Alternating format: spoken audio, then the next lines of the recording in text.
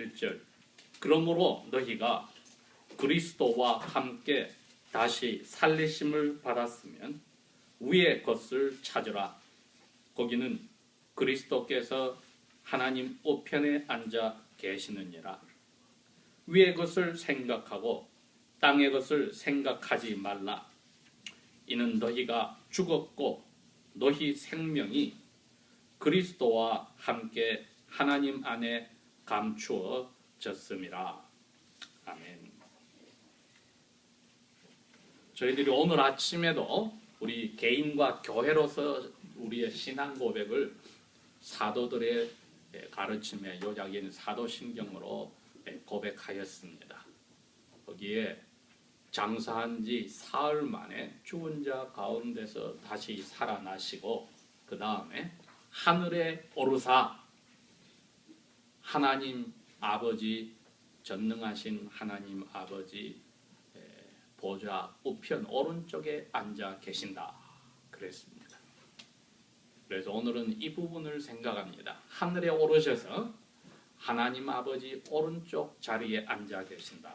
그 오른쪽 자리는 오른손이라는 것은 하나님 아버지와 똑같은 권세와 힘을 가지고 있다는 뜻입니다. 그 자리에 앉아 계신다. 예수님이 자리에 앉아 계신 것은 우리와 똑같은 사람의 몸을 가지셨기 때문에 분명히 그 자리가 있고 그 자리에 앉아 계셨습니다. 거기에 앉아 계시려고 하늘로 올라가셨다는 겁니다. 그래서 오늘은 저희들이 예수님의 승천은 우리에게 무슨 유익이 있는가 하는 질문을 던지고 거기에 대해서 오늘 골로새서 3장 1절에서 3절의 말씀을 가지고 답을 찾으려 합니다. 하늘로 가신 것이 교회 그리고 교회 한 사람 한 사람 지체 즉 멤버들에게 무슨 유익이 있는가? 우리하고 같이 있으면 좋지 하늘로 가신 게 뭐가 좋은가? 요한복음 16장 7절에 가면 예수님이 제자들에게 내가 너희들을 떠난다고 했을 때 제자들이 걱정을 했다고 했습니다. 그런데 예수님이 제자들에게 얘들아 내가 너희들을 떠나는 게 너희들에게 더 유익이고 좋아. 내가 떠나야 너희들을 지켜주고 이끌어줄 counselor, comforter, 위로자 성령 하나님을 보내주는 거야. 우리 사람들이 생각하기에는 사랑하는 사람들이 또 결혼한 부부들이 서로 떨어져 있는 것은 정상적인 부부라면 싫어하고 좋아하지 않습니다. 근데 예수님은 교회를 자기의 약혼녀처럼 생각을 합니다. 그래서 나중에 예수님이 이 세상에 다시 올 때는 결혼식을 하러 교회와 하나가 되긴 결혼식을 하러 오신다. 그랬으니 우리의 영혼에 손가락이 있다면 그 손가락에 다 네 번째는 약혼 반지가 끼워져 있는 것과 같습니다. 약혼자 예수님이 교회 멤버들에게 그 교회의 약혼 반지를 끼워준 것 같고 예수님의 손가락 네 번째 손가락에도 약혼녀인 교회가 표로 바친 그러한 약혼 반지를 낀 것과 같은데 예수님은 약혼식을 해놓고 결혼 준비를 하려고 떠나는 것이 너에게 도움이 된다고 하신 겁니다. 그건 유대인의 습관에 따라서 약혼이 이루어지면 법적으로 부부로 인정을 받고 오늘날 저희들이 생각하는 약혼자의 관계와 다르게 남편 아내로 불리면서 남편 될 약혼자는 자기 고향으로 가서 신혼집을 꾸미고 결혼 준비하는데 시간이 있기 때문에 약혼녀를 떠납니다. 예수님이 그 입장으로 제자들에게 이야기한 겁니다. 내가 너희들을 떠나는 게 좋아. 떠나야 교회라도 하는 자기의 약혼녀와 결혼할 준비를 하시니까 하늘로 가셨단 말은 그 뜻입니다. 그러니 우리 사람들 사이에 사랑하는 사람들 사이에 헤어지는 것이 더 좋다는 개념은 별로 없지요. 물론 너무 오래 붙어 있어서 떨어져 있는 것이 좋다. 지긋지긋하게 같이 있었다. 그게 죄 있는 사람들 사이에는 있는 이야기지요. 그러나 참으로 진정으로 사랑하는 사람은 떨어져 있는 것을 좋아할 리가 없으나 성경에서 예수님이 우리에게 말씀하시기를, 교회에게 말씀하시기를, 내가 당분간 약혼 기간에 떨어져 있는 것이 좋다. 그러면은 교회하고 떨어져서 지구 어느 구석에 가 계시든지 여행을 가시면 어떨까 싶은데 하늘로 가셨다는 겁니다. 골로새서 오늘 이 3장 1절 3절은 예수님이 살아나신 것이 지난 주일날 우리가 생각했듯이 우리를 아담과 하와가 잃어버렸던 처음 하나님이 주셨던 거룩함과 의로움으로 다시 올리기 위해서 살아나셨다고 했는데 여기 골로새 3장 1절이 그랬습니다. 그 다음에 살아나서 의로움과 거룩함을 우리에게 주시고 나서 새로운 삶을 사는 힘도 성령님을 통해서 주셨다고 했습니다. 그러면은 그 성령님이 하는 일이 바로 우리로 하여금 새로운 인생관을 가지고 살게 하는 겁니다. 이게 성천하신 예수님이 하늘로 가셔서 하나님 오른쪽에 앉아있는 예수님이라는 것을 우리가 고백하는 데 좋은 점이 첫 번째가 이겁니다. 성령님을 보내주셨다. 성령님을 저희들이 받았으면 이 성령님은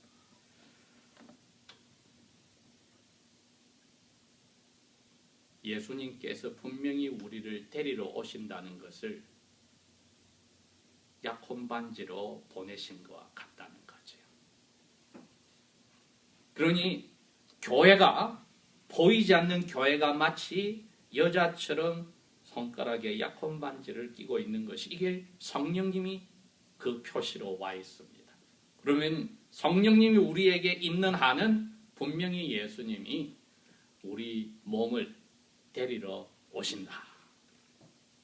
그래서 당신이 있는 곳 요한복음 17장 돌아가시기 전날 아버지께 기도하신 그 말씀대로 내가 있는 곳에 이들도 있게 해달라고 기도하는 말씀처럼 예수님이 있는 하늘에 우리를 데리고 가시는데 그때까지 약혼 반지처럼 성령님이 우리와 함께 계셔서 우리 몸이 언젠가 교회가 다 들려서 하늘로 예수님을 만나 가게 되는 표시가 성령님이 오신 겁니다. 그러니 성령님이 오셔서 야 너는 약혼녀니까 교회에게 그럽니다. 너 교회는 약혼녀니까 다른 남자에게 눈을 돌려서 안 된다.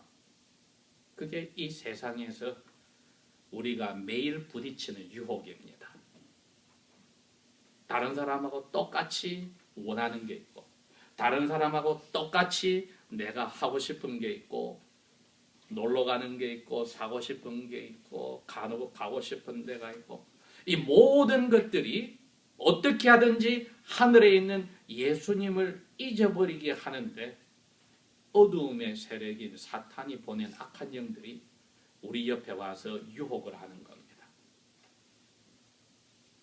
사랑하는 사람들이 서로 떨어져 있을 때 남자 쪽은 내가 사랑하는 여자가 있는 그 동네는 나하고 경쟁될 멋진 남자들이 많은데 영 불안해. 특별히 남자들이 군대 갔을 때 좋아하는 여자들이 고무신을 거꾸로 신는 게 불안해. 여자 쪽에도 멋진 남자들이 많은데 이렇게 떨어져 있으면 잘못한 그 남자를 빼앗길 수가 있어. 그렇게 생각하면 이해가 될 겁니다. 예수님이 우리로 하여금 약혼 기간 동안에 교회가 딴 데 눈이 돌아가서 예수님을 밀어버리고 다른 것으로 좋아하는 것을 채워버릴 것을 막기 위해서 성령님이 오셔서 우리로 하여금 예수님을 만날 것을 생각하는 것을 넘버원으로 하게 도와주시더라.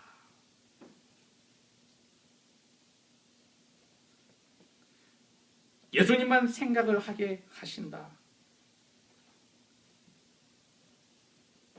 그러니 모든 결정을 할 때에 이게 앞으로 만날 예수님과 하나님 아버지를 만났을 때 내가 자랑하고 떳떳하고 좋은 일일까를 생각을 해보게 합니다.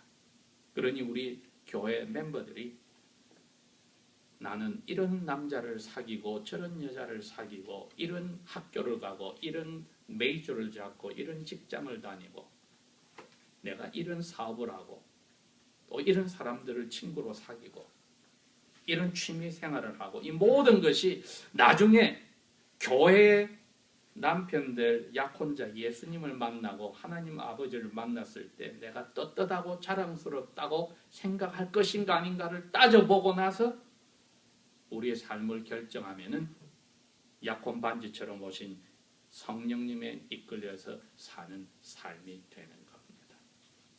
그렇지 않으면 내 고집 내 원하는 대로 합니다. 어제 구역 모임에 우리가 배웠지 않습니까? 내 고집 내 원하는 대로 하면 그것이 무엇입니까? 내가 하나님이 되어서 나를 섬기는 우상 숭배 죄를 짓는다고 했습니다.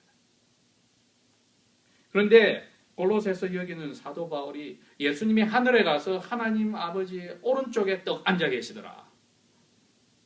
약혼녀와 같은 교회가 예배당 문을 딱 벗어나서부터 다음 주일날 예배당에 예배를 올 때까지 혼자 다 떨어져서 흩어져서 할 때 무슨 일을 하고 무슨 생각을 하고 무엇을 보고 무엇을 듣고 무슨 말을 하고 사는지 누가 압니까? 그러나 성령님이 우리 마음속에서 그걸 다 보고 듣고 계신다 이거지요. 그런데 예수님이 말씀대로 하면은 마음에 죄짓지 않은 사람이 아무도 없습니다. 즉 약혼녀가 멀리 떨어진 약혼자가 눈에 보이지 않는다고 슬쩍 다른 남자한테 윙크도 하고 밥 사달라 하고 같이 술도 마시고 금요일 저녁에 같이 댄싱 파티도 가고 말이죠. 그리고 약혼자 만날 때 입을 싹 닦으면 그만이지 않느냐. 우리가 실제로 그렇게 하고 삽니다. 죄를 즐겁게 짓고 산다 이겁니다. 부모님은 부모님대로 자녀들은 자녀대로 젊은 청춘 남녀들은 남녀대로 하늘에 있는 예수님보다도 내가 이 세상에 눈에 보이고 사는 이게 더 중요해 해버리는 순간에는 죄를 짓고 사는 일에 쉽게 빠져드는데 하늘에 계신 예수님이 그게 눈에 보이지 않느냐? 너무나 잘 보입니다. 우리 눈에 보이지 않는 것뿐이지. 그래서 아버지 오른쪽에 앉아 계셔야만 합니다. 이게 두 번째 유익한 점입니다. 왜? 날마다 우리가 죄 짓는 것을 아버지 앞에 가져가서 I am sorry for them. 미안합니다 아버지. 제 약혼녀인 교회가 교회 멤버들이 이렇게 딴짓을 하는 거 아버지 화를 내서 벌내리고 싶지만은 제 손바닥에 이 박힌 못자국을 보십시오. 나한테 벌을 이미 내렸으니까 용서해야 되지 않습니까? 멋진 변호사가 거기 계신 겁니다. 우리의 변호사로 계십니다. 그래서 오른쪽에 앉아 계신 겁니다. 몽뚱아리가 없는 천사들처럼 있는 게 아니라 십자가에 못 박혔던 그 자국을 가지고 기도하려고 우리의 중보자로 변호사로 우리 대신 변호하시려고 오른쪽에 앉아 계시기 때문에 어떤 면에서 뻔뻔스럽게 우리가 죄를 짓는 겁니다. 왜? 예수님을 믿고 예수님 백이 있으니까. 이 사실을 알았으니 더욱더 미안해서라도 딴 데 눈이 돌아가지 않도록 일주일 동안 저희들이 살게 되어야 되니까 위의 것을 찾으라고 성령님이 약혼 반지처럼 우리를 기억해 주시고 힘을 주시는 것 저희들이 감사히 받아야 되겠지요. 2절에 위의 것을 생각하고 땅의 것을 생각하지 마라. 3절 이는 너희가 죽었고 너희 생명이 그리스도와 함께 하나님 안에 감추어졌다. 이게 참 신비한 겁니다. 세 번째로는 머리하고 몸하고 떨어져 있으면 그건 참소라 그러죠. 목을 잘랐다. 그러면 죽은 거 아닙니까? 예수님이 교회 머리고 교회는 몸뚱아리다. 그런데 머리는 하늘에 있고 몸뚱아리는 땅에 있으면 그거 죽은 거 아닙니까? 그런데 3절에 보니까 너희 생명은 예수 그리스도와 함께 하나님 안에 감추어졌다. 이게 신비한 겁니다. 성천의 세 번째 유익은 우리 몸을 예수님이 하나님 오른쪽에 앉아서 몸을 가지고 있으면서 머리인 내가 있으니 세상에 있는 그리스도인의 몸뚱아리도 지금 나의 몸으로 여기 같이 있습니다. 하나가 되었다는 겁니다. 예수님 몸과 우리가 하나의 인격체로 만들어져서 하나님 오른쪽에 앉아 있습니다.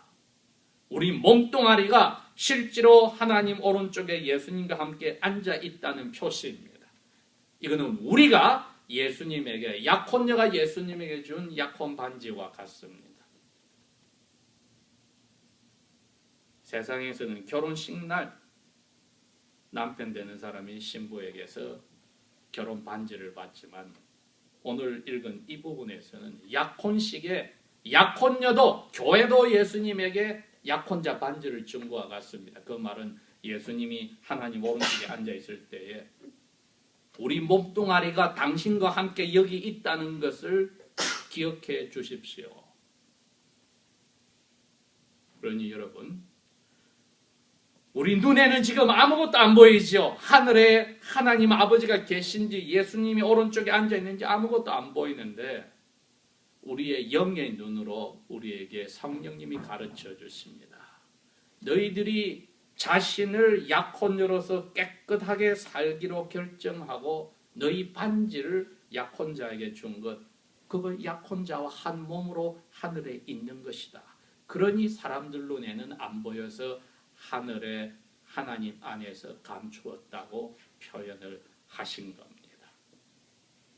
자, 우리 그리스도인들의 삶에 이게 신비한 부분입니다. 사람이 그렇습니다. 하늘에서 하나님이 영이 오셔서 땅의 흙으로 만든 사람 몸뚱아리로 들어와서 사람이 살아있어서 인격체가 움직입니다.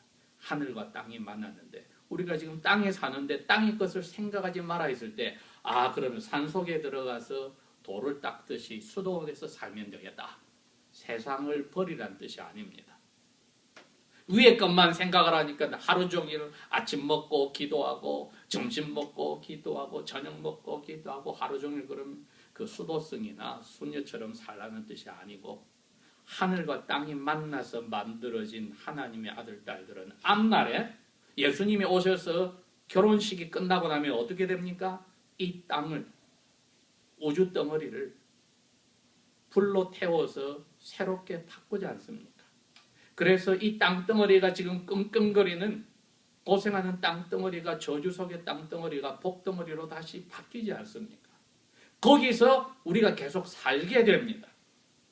하나님의 은혜를 받은 예수님의 약혼녀와 같은 교회가 이 세상에서 있으나 약혼자를 따라가는 마음에서 돌아서지 않고 더욱더 따라가는 마음이 있으면서도 이 세상 지구덩어리를 가장 잘 가꾸고 지키는 것은 하나님의 아들, 딸들, 교회가 할 일입니다. 환경에 대해서 신경 쓰는 것은 교회가 해야 합니다. 왜? 우리가 결국은 이것을 바꿔서 다시 사는 날이 오는 우리의 신혼 보금자리가 이 새 땅이 될 것이기 때문에. 그래서 성령께서 우리에게 함께 계셔서 약혼자가 준 반지처럼 언젠가 만날 날이 있다고 살게 하시고, 우리도 준 반지는 약혼자로 하여금 우리를 기억하라. 우리가 하늘을 생각하지만 이 땅에서 하늘과 땅이 만난 사람으로서 앞날 새 땅과 새 하늘에서 살 것을 준비하고 여기서 없는 당신을 대신하여 약혼자를 대신하여 마치 한 몸처럼 이 땅에서 아버지의 뜻을 실천하고 산다. 그리스도인이 올바로 이 세상을 지금 멸망으로 점점 무너져가는 환경 파괴의 작업에서 방지하고 막고 그것을 늦추고 또 극복하도록 하는 참된 집단이 되어야 하는 것 정상입니다. 우리의 이 관점이, 사는 관점이 이렇게 열려지면은 하늘에 오르사 전능하신 하나님 아버지 보좌 우편에 앉으셨다고 고백하는 것이 우리 삶에서 그대로 실현되는 거지요. 기도하겠습니다.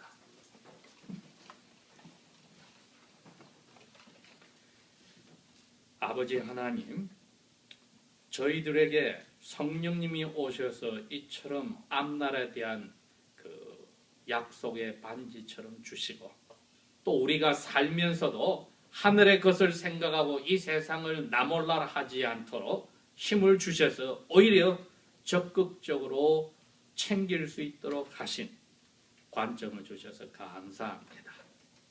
떠난 조국을 생각할 때에 조국의 교회들이 아버지 앞에 잘못되는 것, 우상 숭배의 죄에 그 벌 내리지 마시고 용서하여 주시고, 그 땅의 북쪽에 갇혀 있는 당신의 자녀들을 몸과 그 영혼을 마음껏 찬양할 수 있는 그 곳에 자유롭게 올 때까지 오늘도 지켜 주십시오.